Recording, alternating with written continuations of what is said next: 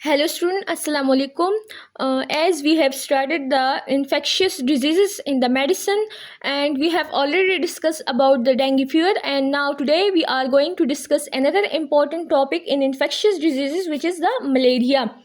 So we will start our lecture from a case scenario. A 25-year-old patient came to the OPD with the complaint of high grade fever, headache and with associated sweats from 2 days. He had two similar episodes in the first few days. On examination, his temperature was 101 Fahrenheit. He was pale and there was mild splenomegaly. As the patient had high grade fever, headache and sweating for 2 days, and he had these symptoms like this in the first few days, it's mean that his fever is intermittent. He had episodes of fever in the first few days as well as he had episode of fever from the last 2 days. It's mean that these symptoms are intermittent in nature. As well as on examination, he had mild splenomegaly. So we know that the differential diagnosis of the fever is dengue and malaria in a country like Pakistan, which is endemic for these fever. So we will differentiate in these two conditions by there is high grade fever which is intermittent, while in the dengue the fever will be a brick bound fever, which means that the fever will be associated with generalized body aches, with bone pains and with body aches, while in this scenario there is a high grade fever but there are no generalized body pain, but there is perspiration and there is mild splenomegaly. While in the dengue fever the splenomegaly is not common, there is no splenomegaly and lymphadenopathy, while here there is splenomegaly and these episodes are intermittent. It had occurred in the past and now it had occurred again. So our diagnosis is malaria. Epidemiology of malaria: it is caused by plasmodium. There are 5 types of plasmodium: Plasmodium vivax, ovale, falciparum and nivolusi. While the mode of transmission is by a vector, the mosquito is basically a female mosquito, anopheles, which is common in the tropic and the subtropical zone of eastern country as well as western country. While in the dengue the mode of transmission was also by a mosquito, but that mosquito was Aedes aegypti. Here the mosquito is anopheles, and the susceptible group are the traveler, the Africans, the people living in the airport near Europe. So it is common in the Europe, in the Africa and in the Asia as well as in the traveler. The falciparum is resistant to chloroquine and trimethoprim, and it is the most common cause of malaria. What is the pathogenesis? When mosquitoes suck blood, it takes gametes from the human, which is the sexual form of the plasmodium. This gamete develop into the sporocyte in within 7 to 10 days and accumulate in the salivary gland. The gamete in the body of the mosquito develop into sporocyte and accumulate in the salivary gland, then transfer to the human in the next bite and then enter to the blood, and from the blood these sporocytes enter to liver. From the blood, the sporocyte which came from the mosquito salivary gland in a bite to the human, these sporocyte then goes to liver through blood, and in the liver these sporocyte converts into merocytes, and these merocytes form leave the liver, invade RBC, and the asexual cycle occur in the RBC where they multiply and form schizons. What is schizon? Schizon is basically multinucleated body which has many tropocytes, and these tropocytes are the asexual form of the plasmodium, while the sexual form is the sporocyte. The sexual form exists in the sexual form occur in the mosquito in the form of sporocyte, while the asexual form occur in human in the form of tropocyte. This tropocyte these RBCs, these schizons rupture and release tropocyte into the blood, and then fever develop, that is infection develop. So, the asexual cycle occur in human body where trypocyte develop, while the sexual cycle occur in mosquito body where sporocyte form. When mosquito bite this man, it can take up this trypocyte again, and these trypocyte in the mosquito body will convert will undergo sexual cycle and will convert into sporocyte again. And the Plasmodium vivax and POL also persist in the liver in the dormant form called hypnozoid. The vivax and the OL has another form called the hypnozoid. They live in the liver in active form for many years, and this inactive form of VOL and vivax is called hypnozoid, and they are capable of developing into merocyte and trypocyte after many years if the patient get immunocompromised, or they can cause malaria in that patient then. So the Falciparum, P. falciparum, OX, and the age group of the falciparum is that it affects the stage of falciparum. The falciparum affect all stages of RBC, while OX and Vivax affect the reticulocyte, while the malaria affect the normoblast. The reticulocyte and the mature RBC both are affected by the falciparum, while the immature RBC called reticulocyte are affected by OX and YVL, while the normoblasts are affected by female layer.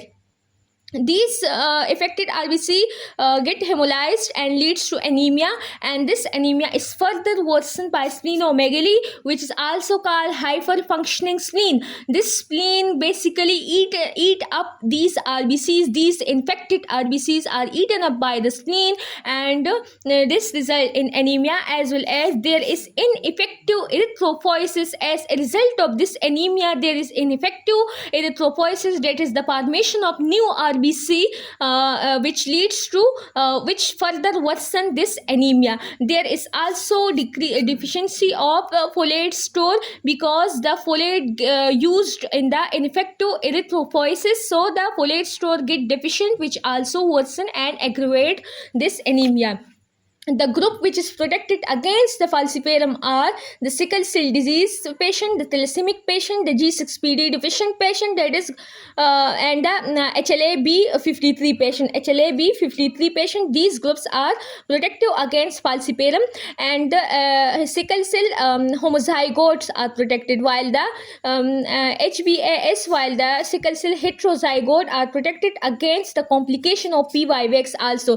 The homozygote are protected against the falciparum only, while the heterozygote are protected from the complication of vivax also. The P. falciparum infection, clinical feature of the P. falciparum, it is the most common type. Its onset is insidious, and it results in malaise, headache, vomiting, cough, and mild diarrhea.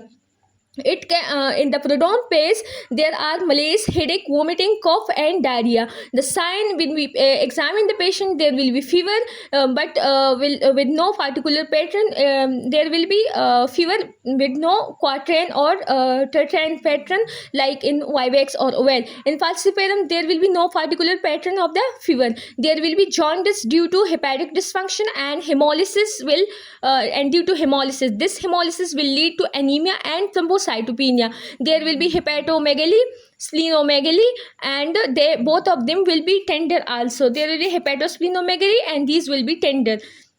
This falciparum can progress to a cerebral malaria, which is characterized by 3 C's, and these 3 C's are unconsciousness, confusion, and convulsions. This is called cerebral malaria, a complication of falciparum infection. So the sign and symptom of falciparum were these. In pregnant women, the parasite can bind to chondroitin sulfate and can result the premature separation of the placenta. Parasitism of placenta can lead to abruptio placenta. Abruptio placenta is basically the premature separation of placenta can lead to, when abruptio placenta occur, it can lead to abortion, and it can lead to IUGR, which is mean the intrauterine growth retardation of the fetus. So in pregnancy it can cause IUGR and abortion, and it can impair the immunity of the pregnant female. Now, what are the clinical feature of YVIX and OL? The clinical feature of the YVIX starts with several days of continuous fever and rigor. Initially, the patient will complain of continuous fever with rigor and chill, and this fever will increase up to 40 degrees centigrade, and after half an hour, hot flushes phase occur after the continuous fever. After half an hour, a phase occurs called the hot flushes phase, in which the patient will perspirate profusely, and this perspiration will result in gradual fall in the temperature. There will be high grade fever in the YVIX and OL, which will be followed by a phase called the hot flushes phase, and in this phase, the patient will profusely perspirate. Sweating will occur, profuse sweating will occur, which will decrease his temperature, and this cycle will repeat after 48 hours. And on examination, the OVAL and YVX patient, there will be hepatosplenomegaly. There will be hepatosplenomegaly, and associated with tenderness, there will be anemia. There will be relapses of the fever in 24 or 48 hours with perspiration. So, the P. malariae type, the clinical feature of the P. malariae type are mild, and there is bout of fever every third day. That is, the fever is basically quadrant fever. In the female, the fever is basically quadrant fever, which means the fever recur after 72 hours. Quadrant fever means the fever recur after 3 days. On 4th day, the fever occur. While the YVX and the OL fever is called third fever. So the fever will occur after 2 days. That is, on 3rd day, the patient will again have fever. While in P. Plasmodium malariae, the patient will have fever on the 4th day. While in falciparum, there is no specific pattern in the fever. The parasitemia may exist for year.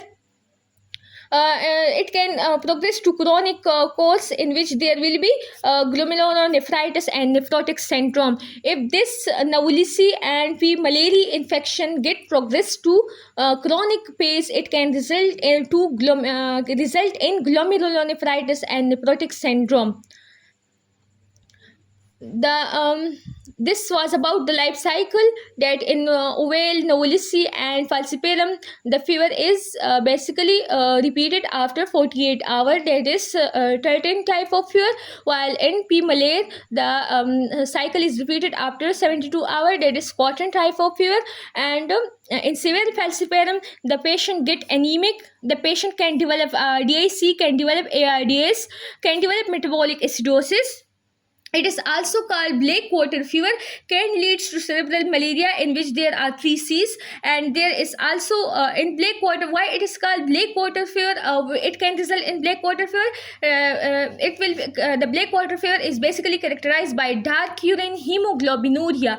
The hemoglobin which come from the breakdown of RBC, the RBC will get hemolyzed and will release hemoglobin, and this hemoglobin will excrete in the urine and will give the urine a dark color. So there will be intravascular hemolysis as well as extravascular hemolysis in both parasitized and non-parasitized RBC. That is, in both normal and infected RBC, there will be hemolysis, and this hemolysis will lead to dark color urine, as well as it will cause anemia and DIC and metabolic acidosis. This dark colored urine and hemoglobinuria is basically called the black water fever. So these are basically the complication of the P. falciparum, which is black water fever, anemia, DIC, ARDS, and metabolic acidosis.